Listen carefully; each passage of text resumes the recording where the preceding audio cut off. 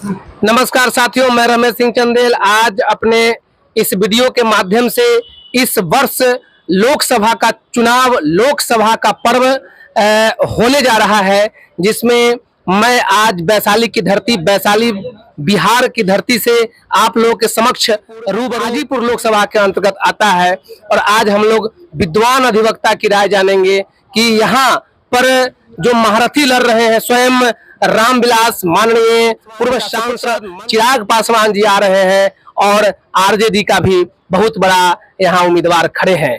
तो आज विद्वान अधिवक्ता निष्पक्ष भाव से, विद्वान अधिवक्ता के माध्यम से सबसे पहले हमारे अधिवक्ता साथी रोशन कुमार जी, विद्वान अधिवक्ता रोशन कुमार जी, जो वैशाली जिला विधिक संघ के सदस्य हैं, नियमित अधिवक्ता हैं, युवा हैं और हाई कोर्ट में भी जाकर प्रैक्टिस करते हैं। सर, पहले ये बताइए, अपना नाम बताइए, हमारी जनता को बताइए। शुभ नाम रोशन कुमार हुआ। रोशन कुमार सिंह जी, आप बताइए कि आप जो है इस बार, जैसे कि चिराग पासवान जी कह रहे हैं कि ये उनका रामविलास जी हाजीपुर की धरती को अपना जननी मां समझते थे और यहाँ के लिए क्या क्या रामविलास जी किए आज तक, और उस कार्य को दिखाकर चिराग पासवान जी किस प्रकार से वोट मांगेंगे और किस प्रकार उनको आप देखते हैं, थोड़ा सा बताइए। देखिए, सबसे बड़ी बात है जे ये स्पष्ट है जे रामविलास पासवान जी के द्वारा हाजीपुर में जो पूर्व में विकास का काम किया गया वो लोगों को आईने की तरह झलकता है। जैसे रेलवे का जो मुख्यालय जोनल ऑफिस बना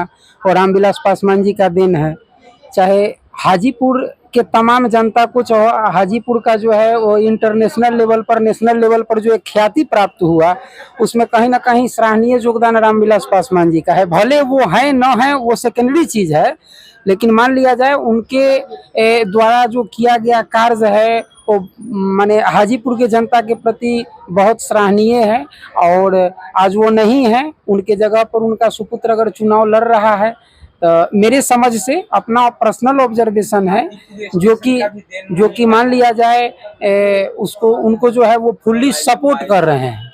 अच्छा रोशन जी, एक चीज बताइए कि जब से हम होश संभाले हैं, आपका भी उम्र हमारे ही उम्र जैसा ही होगा, एक आध वर्ष इधर उधर होंगे हम लोग, जब से हम होश संभाले तब तक हाजीपुर लोकसभा की जनता केवल जोनल ऑफिस, सीपेट और मैनेजमेंट को देखकर ही रामविलास को आज तक वोट देते आ रहे हैं। लेकिन हम तो हाजीपुर में हैं। हाजीपुर की मूलभूत समस्या क्या है कि यहाँ पर अपराध का बोलबाला है भाई। किसकी मृत्यु कब हो जाए, किसकी हत्या किसके द्वारा कर दिया जाए, और अपराधी खुलेआम भाग रहे हैं, तांडव कर रहे हैं। अपराध एकदम माने 100% अपराध यहाँ बढ़ा हुआ है। नंबर 2, हाजीपुर के सड़क को देख लीजिए। वर्षा के दिनों में हाजीपुर मेन टाउन, गांव देहात की बात छोड़ दीजिए, मेन टाउन हाजीपुर में वर्षा के दिनों में पूरा जलमग्न होता है। 12 मास यहाँ रोड खोदना कोरना ये सब चला आ रहा है। तो अपराध उतना ही है, रोड की व्यवस्था खराब ही है। अब सदर अस्पताल की बात करें, स्वास्थ्य की बात करें, तो हाजीपुर सदर अस्पताल में आज चोट लगाकर भी आप जाइए और कहिए कि हल्का सा चोट लग गया है जो गंभीर है, तो यहाँ के डॉक्टर साहब तुरंत रेफर टू पीएमसीएच पटना कर देते हैं। रोजगार की बात करें तो रोजगार आज भी हाजीपुर, बड़ा शर्म की बात कहते हैं कि जिला मुख्यालय वैशाली का हाजीपुर में अभी भी रोजगार में आपको 6,000 से ज्यादा का वेतन यहाँ नहीं मिलता है। तो इस प्रकार विकास के नाम पर केवल मैनेजमेंट, जोनल ऑफिस और सीपेट को देखकर हम अगर रामविलास जी को और उनके बेटा को वोट दे दे तो कहां तक सही है? जैसे उसके अलावे जनता के पास विकल्प क्या है, आप क्या कीजिएगा? मान लिया जाए उसके अलावे जो है वो जनता के पास कोई दूसरा विकल्प तो है नहीं। भारत ऐसे भी हम लोग जानते हैं कि भारत बहुत बड़ा लोकतांत्रिक देश है। लोकतंत्र, लोक और तंत्र, लोक का अर्थ लोग समझते हैं और तंत्र का अर्थ शासन होता है। तो जहाँ लोगों की शासन, इसको बहुत सारे विद्वानों ने अपने अपने शब्दों से परिभाषित किया। जैसा हम लोग जानते हैं, of the people, by the people, for the people, Abraham Lincoln द्वारा जो है वो डिफाइन किया गया था। तो इस तमाम बातों का अवलोकन करने के बाद ये चीज स्पष्ट है जो जनता कैंडिडेट के रूप में यहाँ आएगा जनता उसको पहचानेगी, उसको सपोर्ट करेगी, उसको देगी। इसके अलावे तो और कोई व्यवस्था नहीं है जो जनता किसी दूसरे को वोट दे या दूसरा कोई विकल्प जो है ऐसा करे। जी जी, दो चिराग के अलावे- दो चीज रोशन जी, दो चीज आपके सामने आपके शब्द से हम लाए हैं जनता के समक्ष। नंबर 1 कि विकल्प नहीं है, जनता के पास विकल्प नहीं है, आप एक चीज बोले। दूसरा लोकतंत्र, तो लोकतंत्र के आधार पर जिस तरह से आप चिराग पासवान जी का बड़ाई कर रहे हैं और उनके फेवर में अपना एक मिनट, उनके फेवर में जो अपना अभी आपने बोला, तो लोकतंत्र पर चिराग पासवान जी का स्टेटमेंट है आज से कुछ दिन पूर्व में कि चूंकि हाजीपुर में हम इसलिए लड़ रहे हैं क्योंकि हाजीपुर हमारे पिताजी का विरासत है, चूंकि हाजीपुर से रामविलास लड़ते आ रहे हैं तो एक पुत्र होने के नाते उनका दायित्व है कि उनके कुर्सी को संभाले। और जमुई पर उन्होंने बोला कि चूंकि जमुई भी उनका कर्म भूमि था अपना, तो उन्होंने बोला कि अब इस जिस प्रकार जमुई को वो समझ रहे हैं वह उनके कोई परिवार का ही समझ सकता है। उनका स्टेटमेंट है इंटरनेशनल मीडिया पर कि उनके परिवार का ही कोई लोग जमुई को समझ सकता है, दूसरा कोई नहीं समझ सकता है। तो लोकतंत्र का तो हत्या उनके इस शब्द से ही हो गया। चलिए अब दूसरा, हम एक विद्वान अधिवक्ता, हम अपने ललित बाबू बढ़िया अधिवक्ता जो पंजाब नेशनल बैंक से रिटायर होकर सेवानिवृत्त होकर हमारे इस पेशा से जुड़े हैं, विधि व्यवसाय से, चूंकि तमाम अधिवक्ता साथी हमारे बैठे हुए हैं, तो अभी जो वर्ष 2024 का चुनाव है, लोकसभा का चुनाव है, उसमें यह क्या नजर से, किस नजर से देखते हैं और इनका जो मत है वह किस ओर है, ये जानने का प्रयास करेंगे। सबसे पहले अपना शुभ नाम बता दीजिए। मेरा नाम ललित किशोर प्रसाद है। जी, तो सर बताइए कि इस बार जो है हाजीपुर का क्या माने जनता का रुख किधर है, किसको वोट अपना जनता देना चाह रही है? चूंकि नरेंद्र मोदी के साथ ये हैं, जी, इसलिए नरेंद्र मोदी 370 कश्मीर में हटाए, फिर नरेंद्र मोदी जो है सो राम मंदिर लाए, राम मंदिर 500 वर्ष पुराना आज तक नहीं बन रहा था, उसको बनवाए। इसलिए पब्लिक का रुझान जो है नरेंद्र मोदी की तरफ है, और चूंकि नरेंद्र मोदी के उनके साथ हैं, इसलिए जो है सो चिराग पासवान को ही लोग वोट देना चाहते हैं। जी सर, जैसा कि हमारे सर ने बताया कि नरेंद्र मोदी के साथ है इसलिए हम चिराग के साथ हैं। मैं यह बताना चाहता हूं सर, पूछना चाहता हूं, आप तो मार्गदर्शक है, आपसे मार्गदर्शक पाकर ही हम लोग आगे बढ़ते हैं। पूरे भारतीय जनता पार्टी के उम्मीदवार, चाहे एनडीए घटक का तमाम उम्मीदवार, केवल नरेंद्र मोदी जी के काम को दिखाकर वोट मांगने के लिए मैदान में खड़े हैं। वो अपना काम क्यों नहीं दिखाते हैं? नरेंद्र मोदी जी विकास करने हाजीपुर के नहीं आएंगे। हाजीपुर का विकास यहाँ के जो लोकल उम्मीदवार है और जो विधायक है, सांसद है, जो स्थानीय मुद्दा है, ये उठाना उनका काम है, ना कि नरेंद्र मोदी जी का काम है।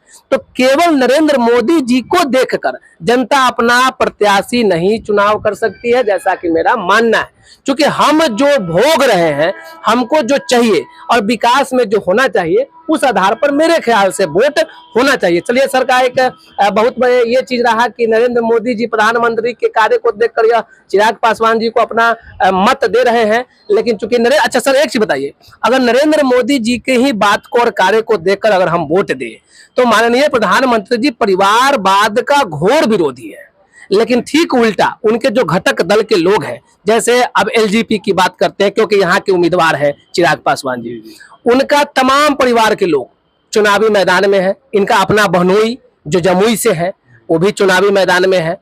और अभी जो है जदयू के एक नेता है, कौन नेता ना, अशोक चौधरी जी का एक बेटी है संभवी चौधरी, वो भी एलजीपी के टिकट से चुनाव लड़ रही है।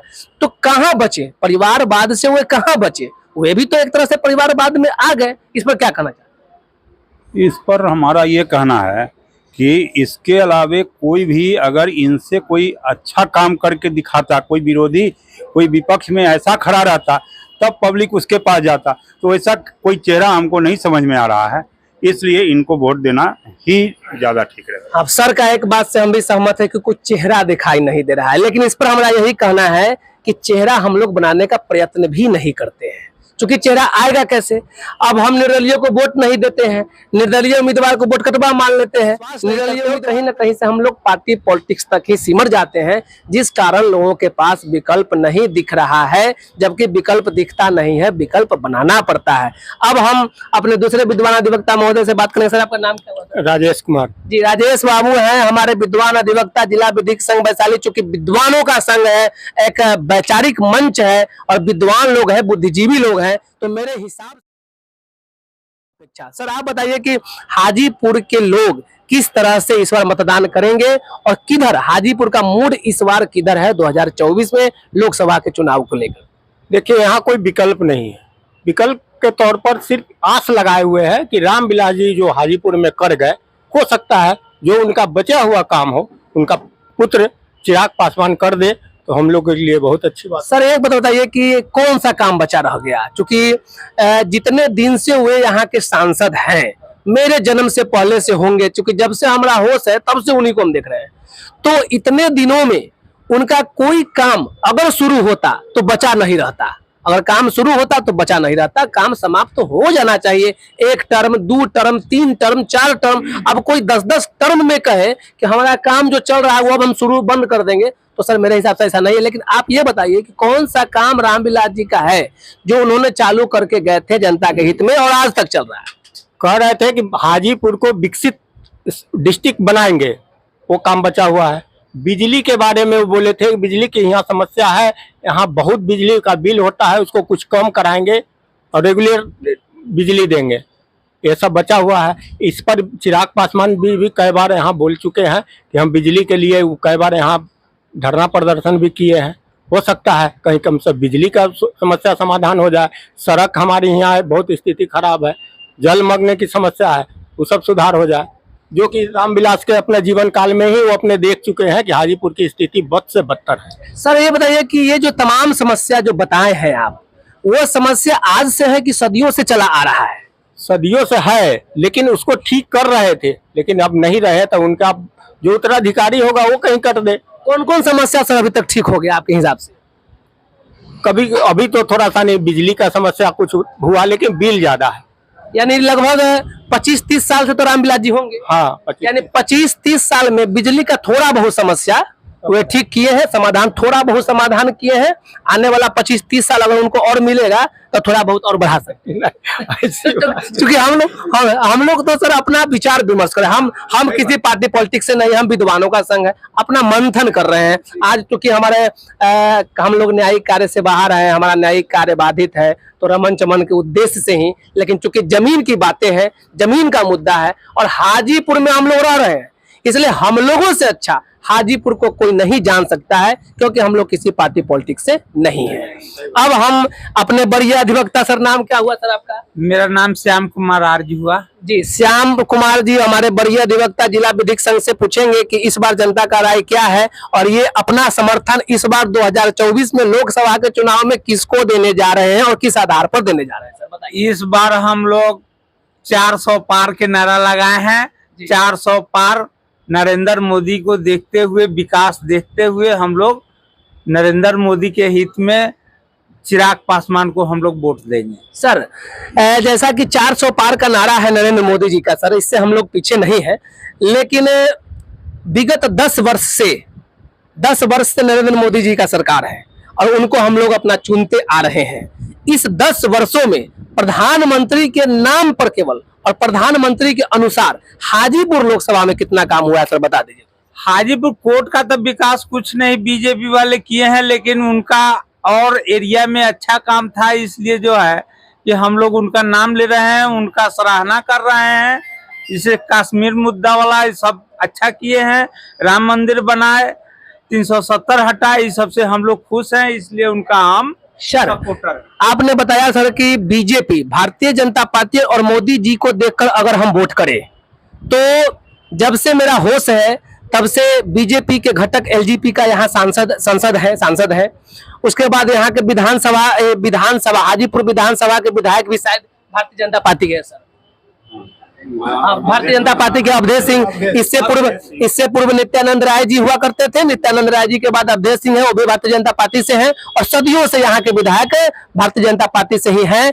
और यदि 2005 के बाद अगर हम भारतीय जनता पार्टी के केवल नाम पर और मोदी जी के नाम पर वोट करें, तो अभी तक उन्हीं के नाम पर हम लोग वोट करते आ रहे थे और उनके नाम पर भी विकास शून्य है। क्योंकि विकास जब भी करना होगा तो स्थानीय विधायक, स्थानीय मुखिया, स्थानीय सभापति, स्थानीय सांसद ही विधायक कर सकते हैं।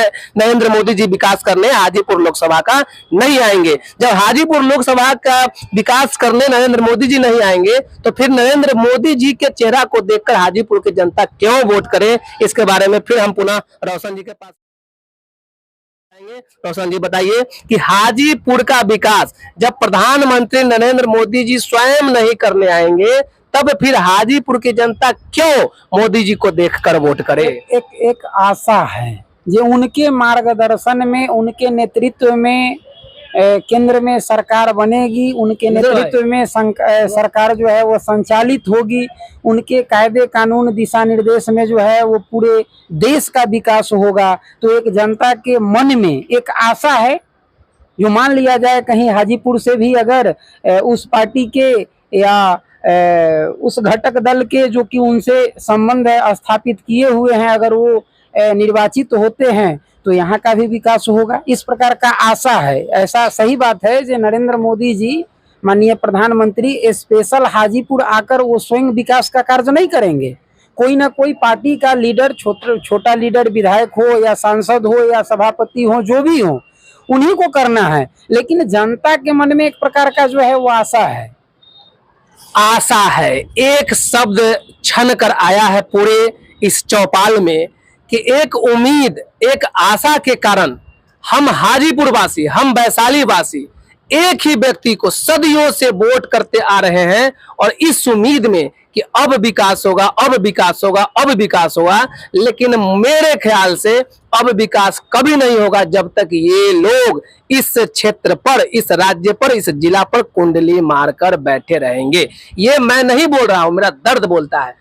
एक बिहार की बात करूं तो बिहार का भौगोलिक दृष्टिकोण से ना यहाँ सुनामी आता है, ना यहाँ रेगिस्तान है, ना यहाँ सदियों से बर्फ से ढका रहता है। यहाँ का वातावरण इतना सुंदर वातावरण है कि हर मौसम यहाँ बराबर मात्रा में होता है। यदि यहाँ कल कारखाना स्थापित करवाने की बात हो, यहाँ रोजगार के अवसर बढ़ाने की बात हो, यहाँ सुरक्षा व्यवस्था बढ़ाने की बात हो, यहाँ स्वास्थ्य व्यवस्था बढ़ाने की बात हो, तो पूरे भारतवर्ष में मुझे पूर्ण विश्वास है कि वैशाली बिहार एक नंबर पर आ सकता था। लेकिन अभी तक के जितने भी यहाँ के लोग हैं कहीं न कहीं से हाजीपुर वासियों के साथ और बिहार वासियों के साथ, वैशाली वासियों के साथ धोखाधड़ी किया है, ठगने का काम किया है। लेकिन यहाँ का जनता इतने सीधे हैं, इतना निर्दोष है, इतना ईमानदार है कि केवल उम्मीद में, केवल आशा में 25-30 साल से एक ही व्यक्ति को वोट करते आए हैं और उम्मीद है कि आगे भी एक ही व्यक्ति को वोट करते ही चले जाएंगे। लेकिन कुछ नए नए लोगों को भी वोट कीजिए, नए नए लोग जो इस प्रोफेशन में आना चाहते हैं, राजनीति की दुनिया में आना चाहते हैं, जिसको बड़े लोग आने नहीं दे रहे हैं, आगे बढ़ने नहीं दे रहे हैं। हत्या का बोलबाला है। हाजीपुर की बात करूं तो बीच शहर में किसी का भी हत्या हो सकता है, आने वाला समय में किसी का भी हत्या हो जाता है और अपराधी भाग जाता है, फिर पकड़ाता नहीं है। रोजगार की बात करूं तो 0/0। स्वास्थ्य की बात करूं तो स्वास्थ्य की व्यवस्था की बात अगर मैं करूं तो यहाँ के तमाम मंत्री, विधायक, सांसद, यहाँ के विधायक, यहाँ के मंत्री अपने बाल बच्चों और अपना इलाज पीएमसीएच जो बिहार के सबसे बड़ा अस्पताल है उसमें नहीं कराते हैं। जब मंत्री, विधायक, सांसद अपने बच्चों का इलाज पीएमसीएच में नहीं करवाते हैं, राज्य के सबसे बड़ा अस्पताल में नहीं करवाते हैं, तो क्या विकास करेंगे। शिक्षा की बात करूं तो जितने भी यहाँ के स्थानीय विधायक है, सभापति है, मुखिया है, मंत्री है, सांसद है, वे अपने बच्चों को यहाँ के सरकारी विद्यालय में नहीं पढ़ाते हैं। तो किस तरह से, किस अधिकार से वे वोट मांगते हैं कि मैं शिक्षा व्यवस्था को ठीक कर दूंगा, स्वास्थ्य व्यवस्था को ठीक कर दूंगा। यह सोचनीय प्रश्न है और मैं तमाम साथियों से उम्मीद करता हूं, निवेदन करता हूं कि इन सब को देखकर वोट करें, अच्छे लोगों को वोट करें। इन्हीं शब्दों के साथ मैं आज के चौपाल को समाप्त करता हूं। धन्यवाद।